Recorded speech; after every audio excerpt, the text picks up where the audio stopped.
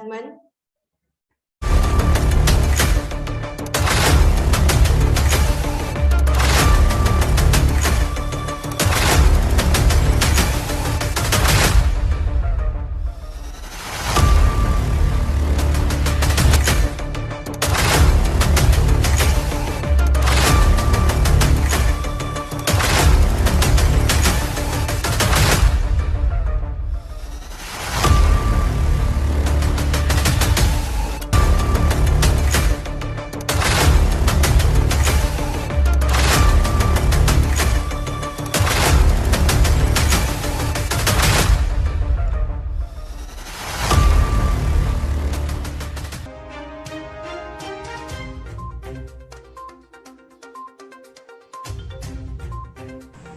First, World News Weekly Review with Miguel Flores and Vicky Esther Chang.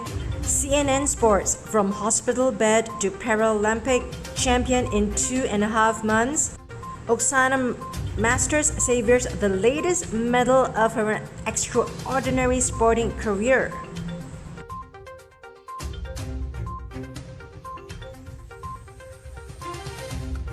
News from China. Global Times, Sinopharm subsidiary is ready to deliver new COVID-19 drug based on recovered patients' plasma into clinical trials, which is vital for critical patients' treatment.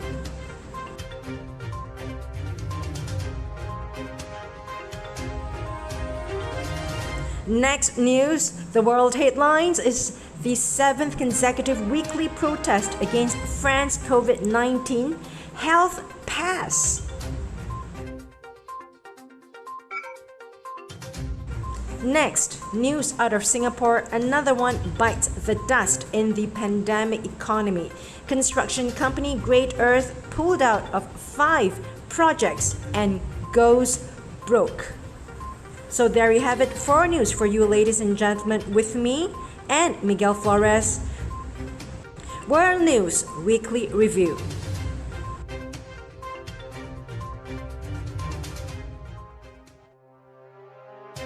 Ladies and gentlemen, thank you once again. And today is the 5th of September 2021 at 9:30 p.m. Singapore time. A lovely evening here in Singapore, and Singapore is actually opening the economy already. And welcome Miguel from Mexico City to be sharing the World News Weekly Review with all of us. Miguel, what's your first news, Miguel? Hey Vicky, thank you so much for the introduction. Let's get it on. First of all, I wanted to talk about the story of Oksana Masters. One of those stories that the Paralympic Games always delivers. I guess this is one of the stories that I really wanted to hear and I really want to talk about, because it's something that it inspires us to continue and to think that we have to go on. It says, basically the news puts it this way. All right, when we're talking about the Olympic Games, you have a lot of athletes preparing themselves for the biggest event of their lives, right? But in this case, we're talking about a person, Oksana Masters, that was confined into a hospital bed, just recovering from a leg surgery, right? Of course, 100 days ago, she never expected to win a gold medal in such an event. She was only thinking about making it through a surgery, okay? For the second time in Tokyo, she stood up in the podium, holding a gold medal for her and for her country. And that's why I wanted to talk about her. She's one of those stories of perseverance, of consistency, and most importantly, hope. One of the things that we need a lot in this world today, right? She added a second gold medal to the hand cycling road race. Also the one that she won on the same time trial the day before. And actually she said, I just couldn't believe that the stars literally aligned right there in that moment over the past 2 days. That's what she said to the media. And she said, I went from being uncertain about whether I would be able to land on the start line to just standing in the middle of the podium. It felt like a dream come true. That's what she is telling us to the media. 5-time Paralympian athlete. This girl has represented the United States in the Summer Olympics in rowing and cycling. And now she's doing it in the Paralympic Games, showing us a perseverance, a story that we really need in these days. So she was actually an Olympian before. Yeah. And then she had an accident, and then she landed herself, and she continued her journey as a sportsman in the Paralympic. Am I right? That is correct. But that's the thing. I mean, everything happened 3 months ago, more or less. She was actually just preparing for some situations. She also participated in the Rio de Janeiro Paralympic 5 years ago. But of course, her circumstances were not exactly the same, right? Yeah. And also a little bit of her is she was born in Ukraine. There was some people that actually believe she was a little bit linked, due to her condition to the Chernobyl nuclear disaster, because she had 6 toes, webbed fingers, no thumbs, legs that were missing weight-bearing bones. I mean, unfortunately, she was born with a lot of different situations. She was born without fingers. Exactly. She has, first of all, 6 fingers in 6 fingers. 6 toes in her feet. No, and she had no thumbs. She has no thumbs. She doesn't. Exactly. So basically, everything that happened to her is just about perseverance, because it says that it's unclear if the Chernobyl reaction explosion in 1986 caused her limb defects. Yeah, she was living around that area in Chernobyl. Exactly. Wow. Yeah. Yeah. And also another thing to add to her story, she was in an orphanage. She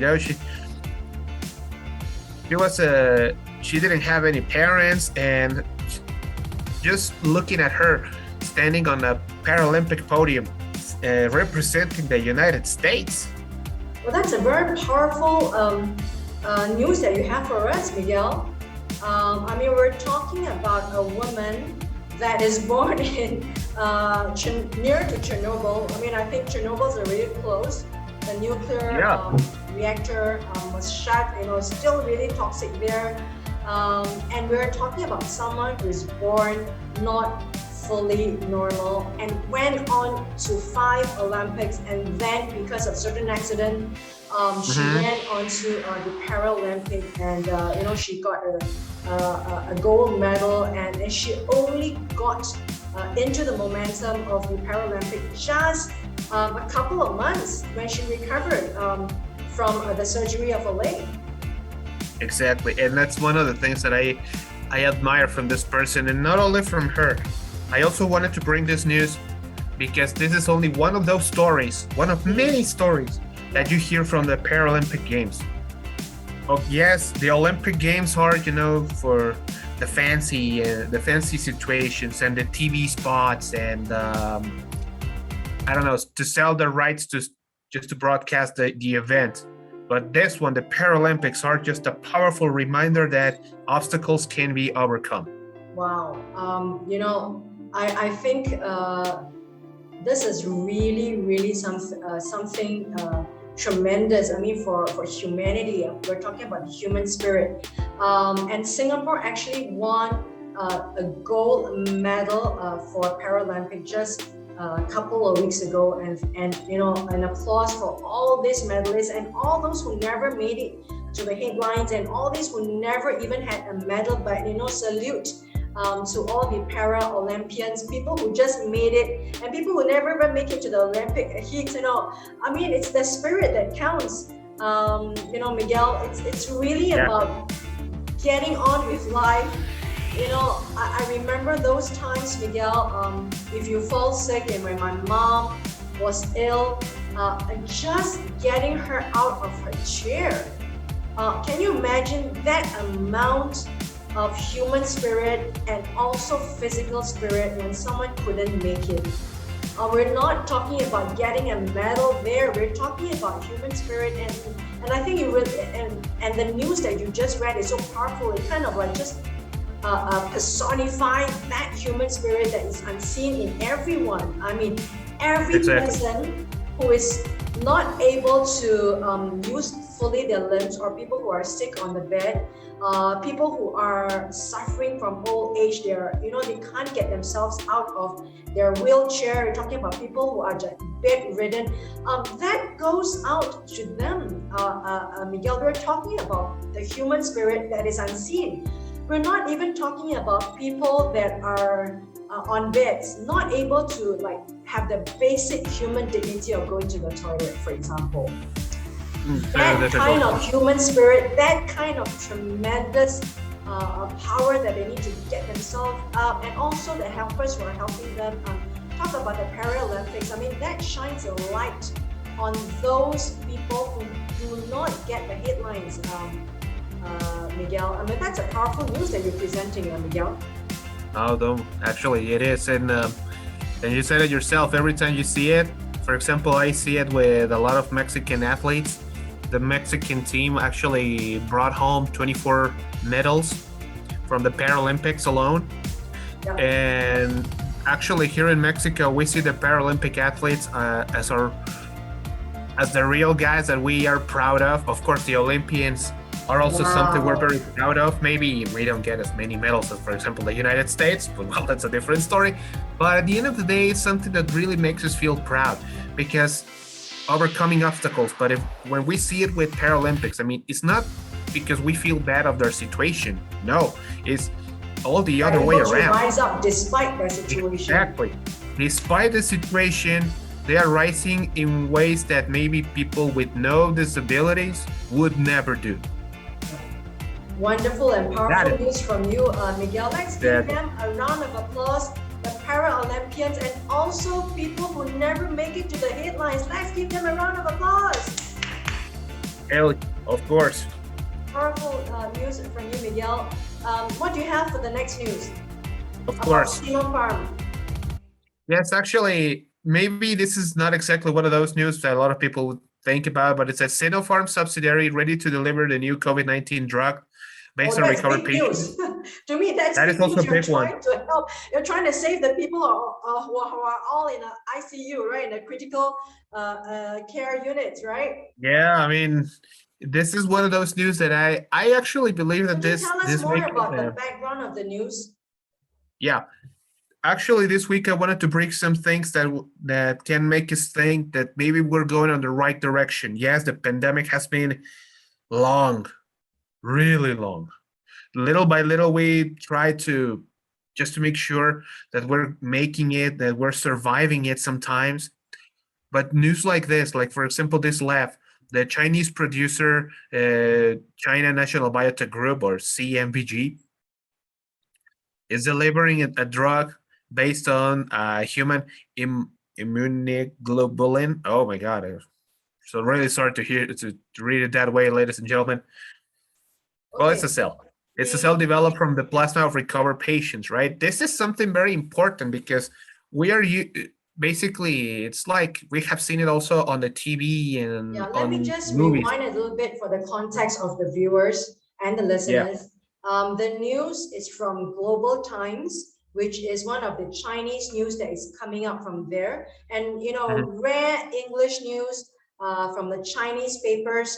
Sinopharm, the subsidiary of Sinopharm, there's a huge vaccine that is already being developed after Sinovac. Sinovac is being used worldwide, millions and even billions of it is being sent. But now we're talking about Sinopharm, the next, I should say, the next biggest highlighted vaccine that is coming out from China. Their subsidiary, we're talking about the subsidiary of Sinopharm, they have developed this COVID-19 drug based on the patient's plasma, and they're going into human trials.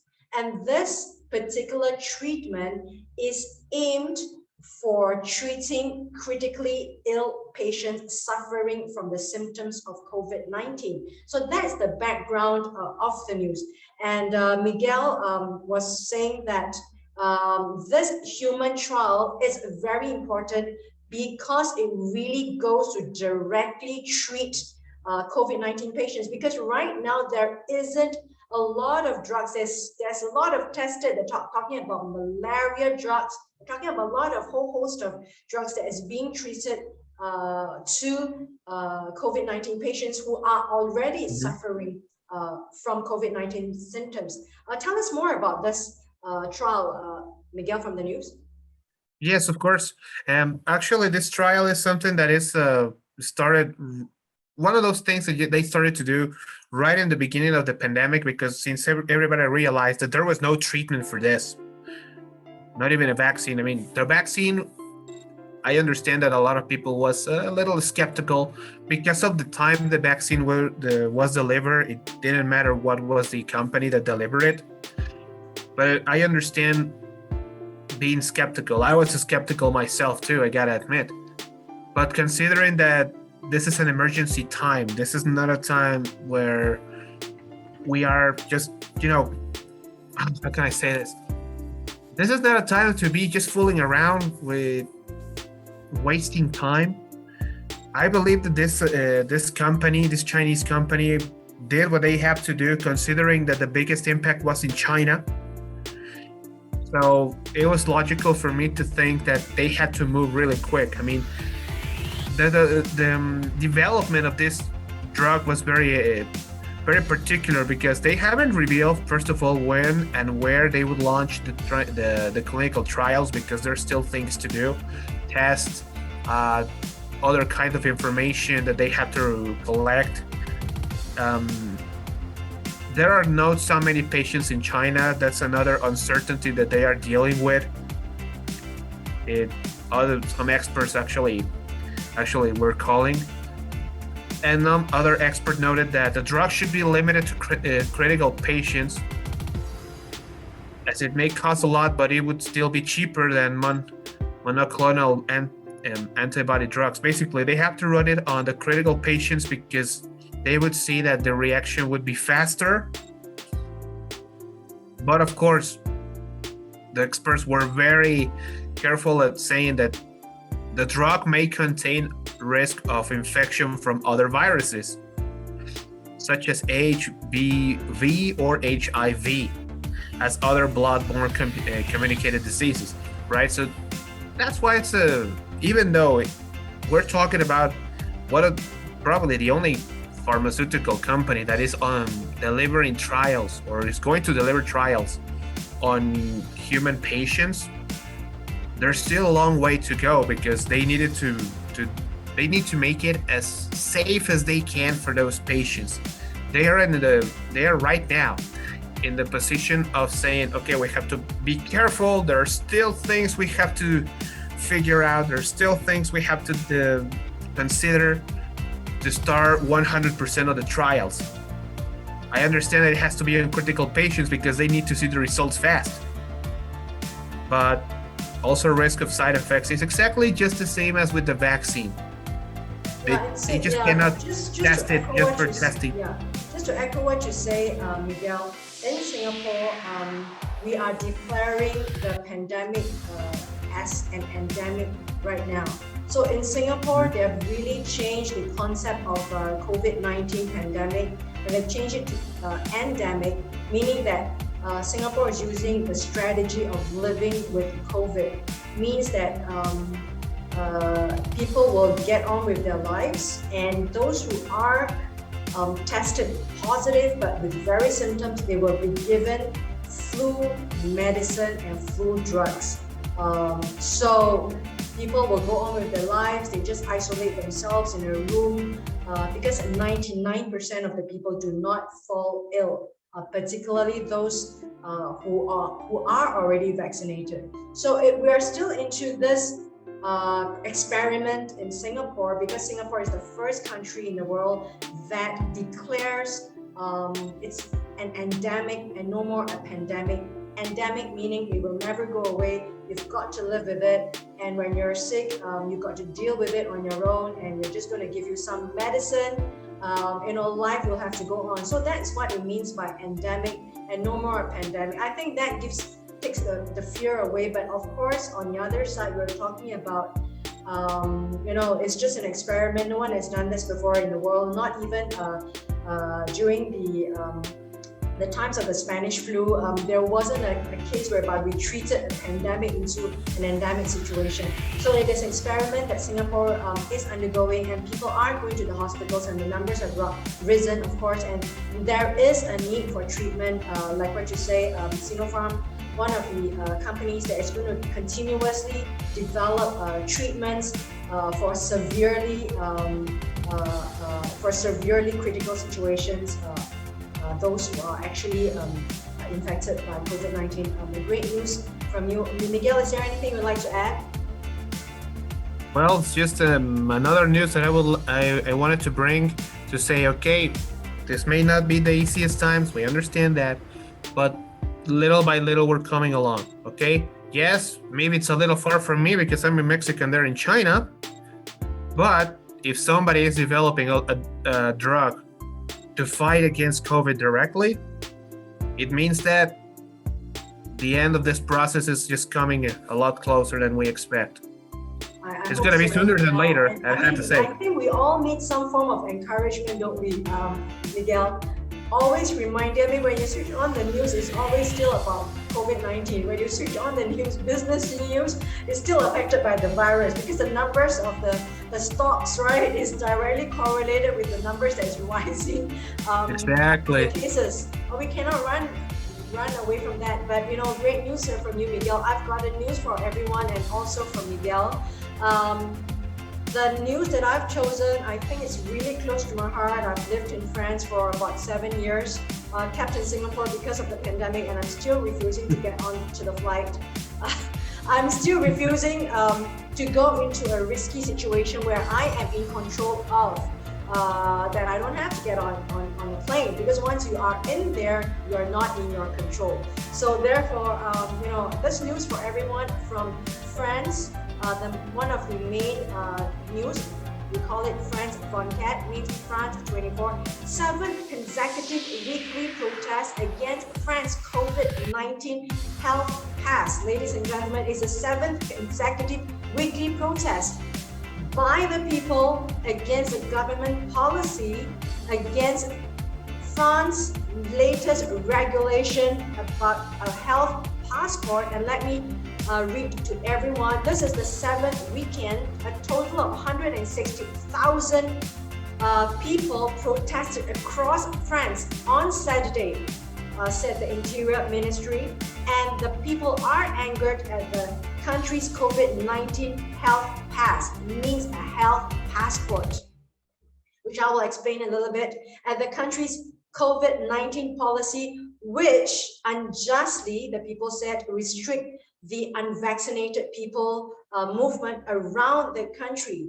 And they say that the people say that vaccine isn't the solution. And because the schools are reopening, parents aren't, the parents are avoiding to let the children go to school, or they are not sending their children to be vaccinated. And of course, in Europe, you are talking about a whole range of other kinds of vaccines, including AstraZeneca, produced by Oxford University, but AstraZeneca, produced by Oxford University, has proven to be fatal in many cases. And in Bordeaux, it is said that several protesters were refusing to get their children vaccinated even days before the start of a school year. They say that we aren't laboratory rats.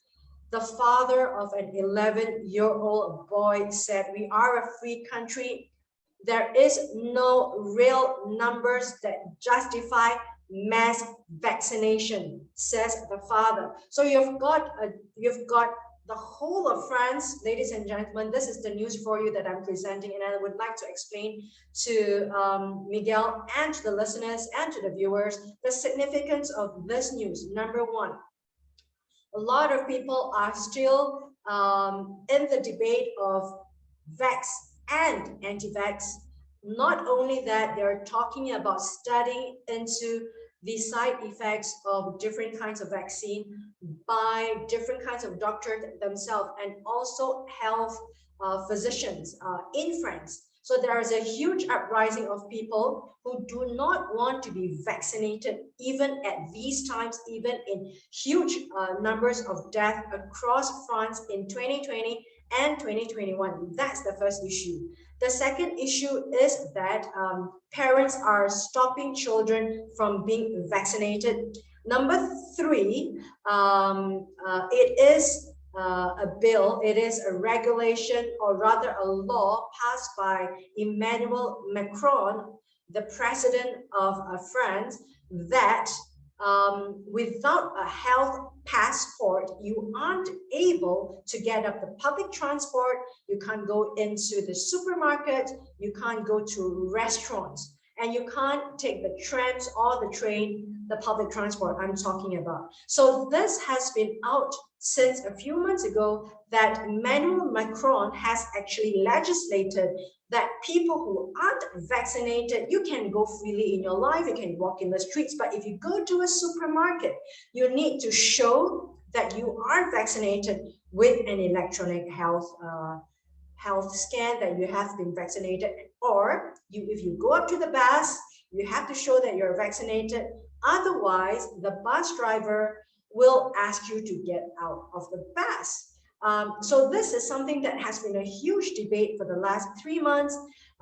It is a huge thing because when I call my friends in France, people are debating, and I've got people French within the families, husband and wives, they are quarreling because the wives do not want to be vaccinated, the husbands want to be vaccinated, and there you have it, huge upheaval within the French household and huge upheaval within the French society. And not only that, you're talking about freedom, rights, you're talking about freedom of movement and also the constitution. So the French have protested, and this is the 7th consecutive Saturday, and the numbers are dwindling down, of course, according to the news, that people across France are uprising against the freedom of movement and the freedom of right to choose a vaccine. So we're talking about a multitude of different layers of issues. We're talking about, number one, vax against anti-vax, doctors against doctors, physicians against physicians, mothers against fathers, and also the rights of the people of movement, rights of other people who demand that they can go up public transport, that they should be able to go into restaurants, and they should be going into the supermarket. And I'm glad I'm here in Singapore. I'm not in the heat of things, but I do know that in France, when there is an uprising, people take it seriously, and people who are not involved in such big protests, they actually huddle in their homes, they shut their doors, they will not go out to the streets. Because I am in the middle of such huge demonstrations when I was in France.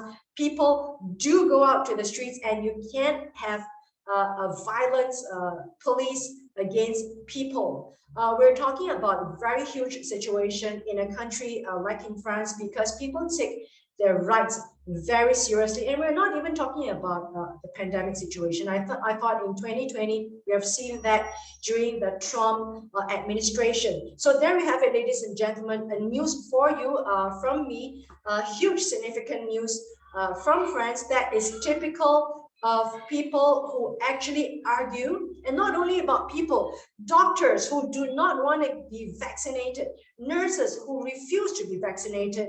We're talking about a whole host of argument against it. Any questions, Miguel, would you like to comment? Probably one question, but it has to be more related to a personal opinion. But what are they thinking about when they are making protests, considering that being close to a lot of people is actually a big risk of getting COVID? I mean, I don't know if it's right, but okay, just to answer your news, in 2020, there is already a huge uprising amongst maskers and anti-maskers. So it is not the first time in Europe we're talking about something like this: maskers versus anti-maskers, vaxxers versus anti-vax. We're talking about another issue, but it's always one school of thought versus another school of thought, and I'm not here to talk about and analyze any one of those school of thoughts. I'm presenting that this is already happening in Europe, and it's not something that is unseen. It is already happening in 2020. We're going into 2021. We're going into vaxxers versus anti-vaxxers, and neither am I able to analyze the depths of it, because you're talking of people who are bringing up the constitution about freedom of movement, about the right of a president that actually declares a decree that stops the movement, the freedom of movement of people. So people are protesting on different levels there. And I've seen that the French are very fervent, being living in France, they are fervent for their rights. They are fervent over their rights, even if it means that right is something that is good for them, because they do not want it to be decreed, if you understand what I'm trying to say. Yes, of course. So, yeah. I actually have something really quick, ma'am. I understand that the Macron's measurements were a little bit aggressive, because I believe it's not really about just to measure themselves, but because of how aggressive they were. But considering that the governments needed to do something, at least to prevent the spreading of the virus, or the governments in general needed to do something about it, I mean, I would understand why he did it. Okay, maybe, yes, this freedom of movement being stopped in like that way, so aggressively. I mean, yes, I understand the bitterness of the people in France, but in this case, I want to understand both parts. You know, the government had to do it because they didn't want bigger numbers of deceased people because of COVID, but people needs to move because they need to do their lives. And like, for example, what you said in Singapore, they are adopting a policy of living with it. I believe that's what the people in France wants to do. Okay, there is no cure. Let's find a way to live with it. You know, I guess that's pretty much the idea. Yeah. So, ladies and gentlemen, the news from me out from France. Thanks, Miguel, for his opinion. And with this, I also invite audience and listeners who tune in to the show, either in my own podcast, Talk About Life by Vicky Astor and Lifestyle TV USA, or my radio show on IOW Network. You can write to me, write to us about your opinion, to participate in a discussion. Write to me at talkaboutlife777@gmail.com. I've got a third news, or the second news for myself, and the final news for all of you. It's straight out of Singapore.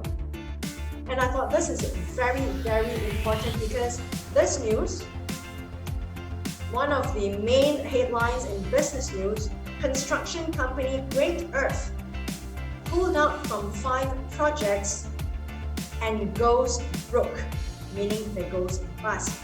The Singapore construction company pulled out from 5 construction projects, huge construction projects last month, in the midst of financial problems, that is now shutting down its business and is appointing provisional liquidators to liquidate the company, which means that they will not be able to pay certain subcontractors and certain creditors.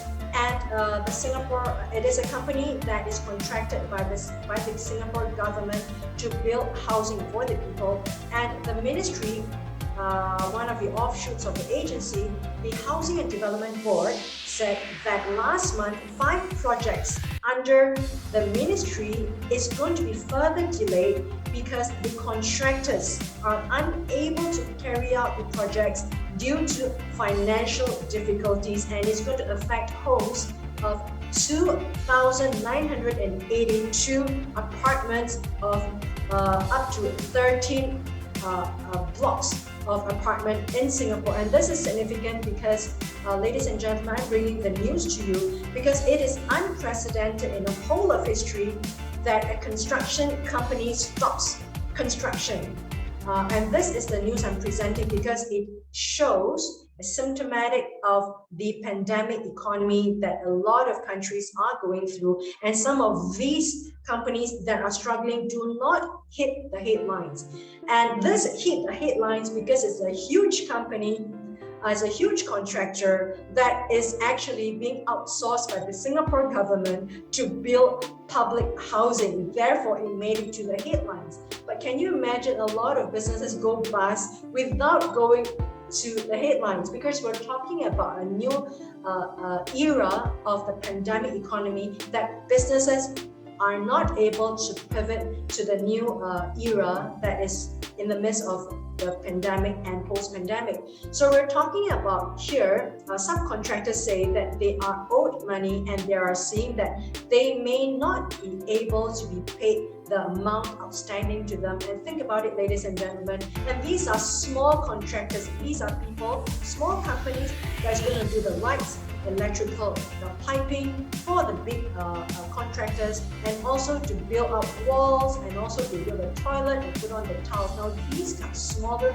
companies that are going to employ thousands and thousands of workers. They will not be able to pay the workers. So in economics, like you say, the whole logistical chain of events is going to happen where with the end of it, the people are going to suffer because the jobs are going to be cut. So you've got a huge contractor there who are going bust for 5 development projects in Singapore, and then the subcontractors aren't going to be paid, and the workers are going to be retrenched, and other subcontractors may go bust also. So we're talking about a pandemic economy, ladies and gentlemen. So from myself to you and to Miguel, one of the news that I'm very passionate about economics and about the business in pandemic, as we all try to pivot, and of course, sadly to say, not all businesses are able to pivot.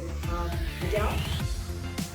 It's very difficult to see it, but this is also a little reminder of this thing being serious. I mean, companies shutting down because of this situation. I mean, the companies are a big engine of the world's or local economies. It doesn't matter if they're small, it doesn't matter if they're big.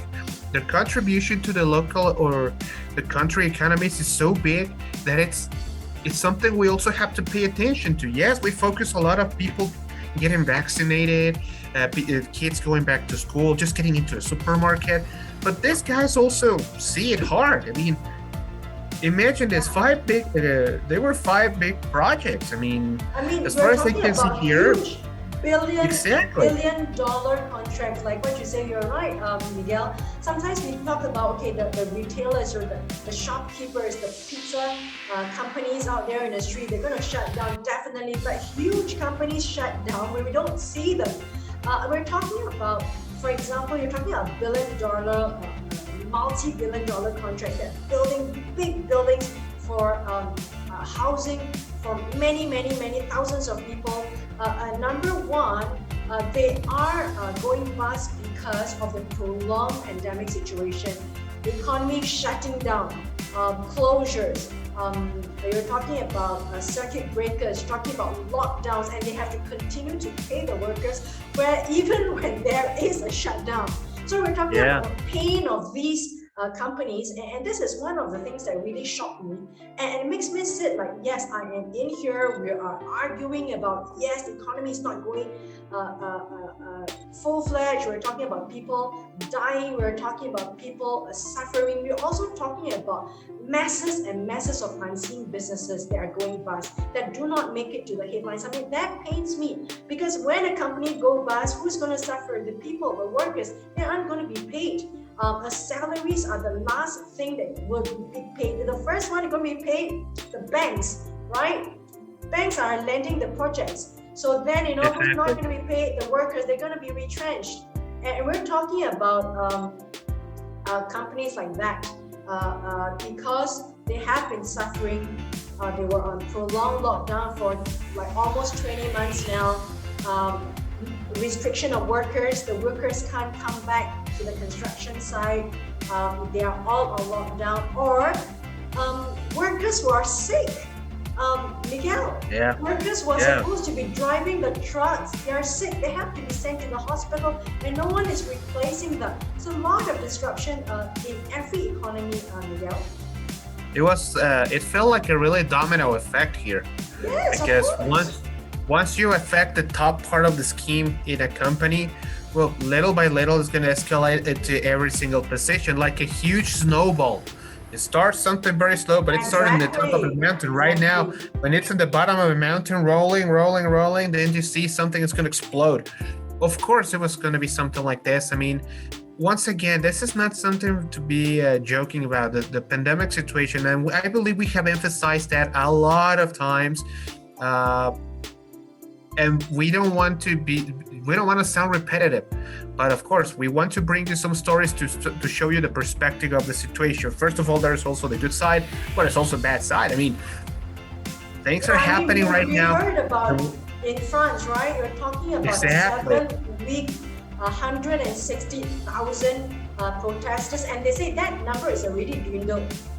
Can you imagine? It's It doesn't almost matter. like 250,000 started. Because when I was in France, you can talk about 500,000 people out in the street protesting about certain policies of the government, and when they do, they can get into a violent situation with the police, and people do die during these huge confrontation. Even though they are said to be peaceful, they started out with a heart of being peaceful, to voice out concern of parents, to voice out concern of the community. But when someone starts that fire, it just rage. I mean, I've seen it where I was, the streets were burned, shops were knocked down, shops were being set on fire, people died, they lose their limbs, they lose their eyes, in the name of in the name of a cause. So, my heart goes out to the French, whichever side we're in. We're not there to say right or wrong. We're reviewing the news, presenting to the people. But I invite Miguel and also the listeners and the viewers to write in your point of view and also your own review for your news. I mean, that's a wonderful news, Miguel, that brought to us, number one, the Paralympics. I think we need some form of a hope in the midst of news, because no news is good news. I think Miguel has given us one of the hope of the world, Miguel. Thank you, Miguel, for that news. Don't worry. It's always good to talk about something that really lights the spirit up. Okay, sometimes we need those stories. Yeah, thanks, Miguel. Definitely, we need them. Yeah, for that wonderful news about the human spirit. I think your news kind of signified that, I think we can make it in the pandemic. I think we've got another 2 minutes. Let's have some a review of 4 of our news. Miguel, just to come back to you, great news from you, particularly of the Paralympic. It's really about the human spirit, about hope, about strength, about striving towards success despite the situation, in spite of the situation. And kudos to people who are medalists, but also much more congratulations and much more much more encouragement and inspiration for those who do not make to the headlines, people who are not medalists, people who strive. You're talking about gold medal that is only one, but a lot of people do not make it to being a medalist. But you know what? Exactly. They work as much. And exactly. I mean, that is so much human spirit behind that. And also the old folks out there, you are a Paralympian. If you are on the bed, if you're listening and watching us, you are a Paralympic, a gold medalist. If you're struggling in your home right now, a father, a mother, a student, or a daughter, hats off to you, Miguel. No, yes, and sometimes understanding and learning their circumstances, it's also a bright spot there. It's always something important so important for me at least, to remind ourselves every time that it really doesn't matter about the circumstances. We can still go on. Yes, for example, with these construction companies, yes, the circumstances may not be the best, but the people is going to strive. Somehow humanity has been has been developing, evolving, and adapting all the time. So even though this is not one of the best times, humanity is gonna do it. Thank you so much, and that wraps up our core news, Miguel. And last 15 seconds, back to you. Would you like to say goodbye and thank you? Goodbye to everybody. We're gonna see you the next time, and we're gonna bring you some more news to talk about life. Wow, I mean, Miguel, I just want to say a huge thank you to you and to both of us for making it to this new series, World News Weekly Review with Miguel Flores from Mexico City as my co-host, and always wonderful to have Miguel, always giving us hope in the midst of the dreary, dark, negative news of the world. Thank you, Miguel. And before we do say goodbye, another trailer for Miguel Flores for you to tune in again to his show next week, same time on Talk About Life, Lifestyle TV USA, and radio, wherever we are in 35 countries and growing, and also to all paid TV networks in the US, Apple TV, Roku, and Hulu. Thank you, everyone, to be with us.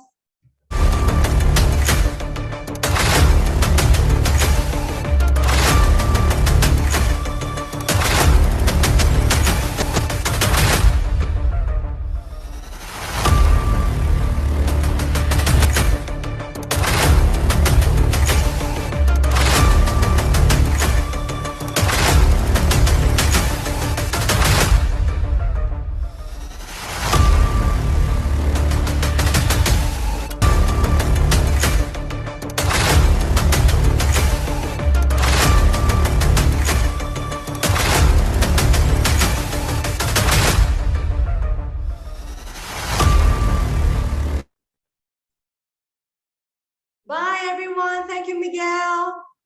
See you Mrs. Vicky.